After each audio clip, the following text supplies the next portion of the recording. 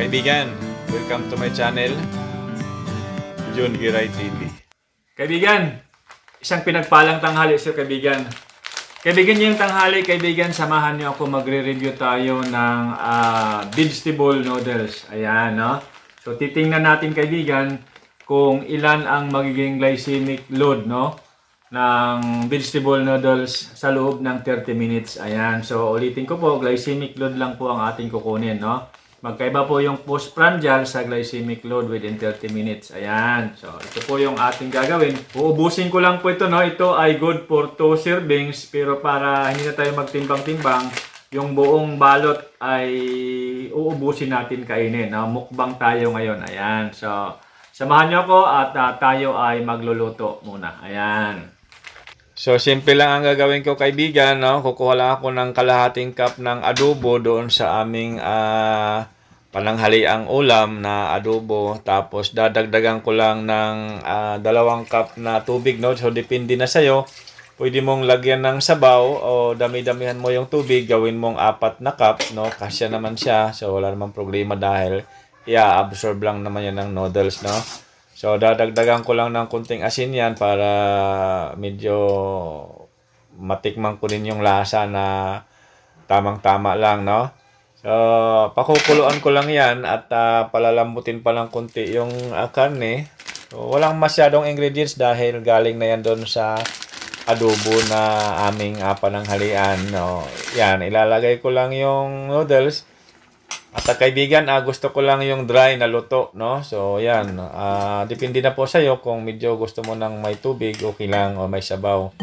So, ito na, luto na ang ating noodles at ready na ito para sa ating review ngayong tanghalian. Okay? So, samahan niyo ako at tayo ay magmumukbang ngayon. Ayan, kaibigan, no? So, naluto na natin. Ito na yon. No, medyo marami-rami ito dahil pang 2 tao yung ating kakainin ngayon, no? Ayan. Medyo lumamig na ng konti. No?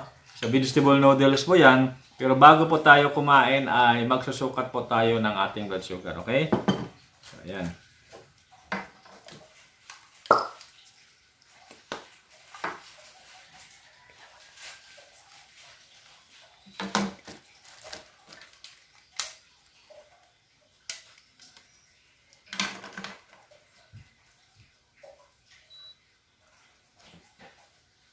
Yan, kaibigan, no? So, nakikita ba dyan?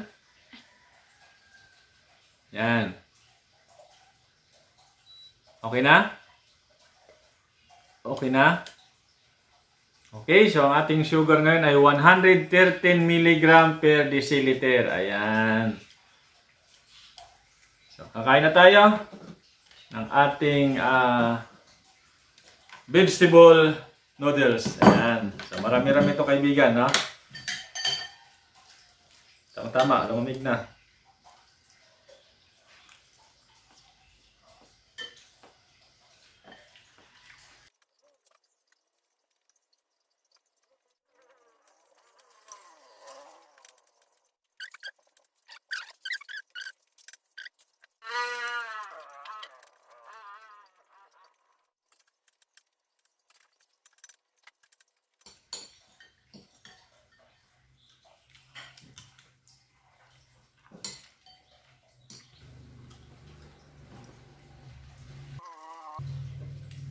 Ayan, kaibigan, no? Sobrang dami nang nakain natin. Naubos ko din yung isang balot talaga yan, ha? Isang balot talaga yan ng vegetable noodles, no? Good for 2 person, pero kinain ko lang mag-isa. After 30 minutes, kaibigan, susukatin ko ang ating blood sugar para makuha natin ang glycemic load ng vegetable noodles. Kaibigan, kung isa ka sa gustong bumaba ang blood sugar sa pamamagitan ng natural na pamamaraan or herbal, no? Meron po tayong food supplement na para sa iyo, no? Tulad ng spirulina. Ayan. Tulad ng spirulina at saka ganoderma, no? Ito po yung ginagamit natin kung bakit bumababa ang ating blood sugar. Ayan. Okay? So, hintayin lang po natin yung 30 minutes at tayo po ay natapos kumain. Eksaktong 12:10, na?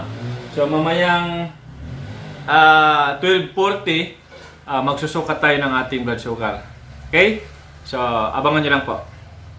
Ayan kaibigan, naka 30 minutes na tayo, no? After tayo kumain ng vegetable noodles na pang 2 tao, no? Kinain ko lang ng mag-isa. Ayan, so ito na.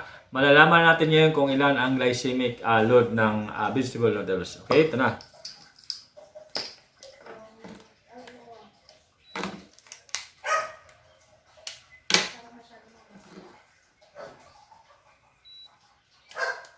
Ayan kaibigan. Malinaw dyan?